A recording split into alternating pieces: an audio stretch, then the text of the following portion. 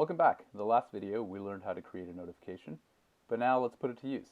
If you click on any notification from the list, you can quickly find the code that Notivize generated for you. There are a few popular flavors, but today, I'll choose Python. Start by copying the code into your favorite code editor. Let's replace the placeholders with actual values. In your own code, you'll probably pass variables instead of hard-coding the values.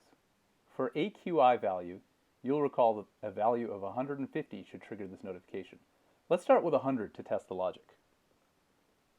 For email, I'll use my demo Gmail account.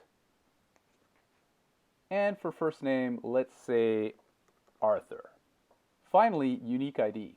This is a special variable that lets Notivize keep track of, say, which particular AQI sensor is triggering the notification so we can tell them apart. You can find out more about this on notivize.com. I'll just make up a value of 1001 to identify this AQI sensor. Now I can copy and paste this code into my Python interpreter, and we should not get an email because AQI value is below 150.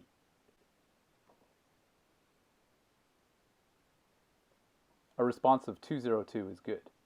But let's see if we got an email. As you can see, I did not get an email because AQI value is below 150.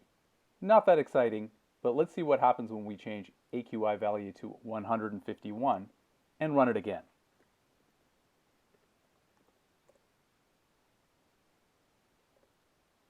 And there you go. Notivize successfully evaluated the rule's logic and delivered the notification.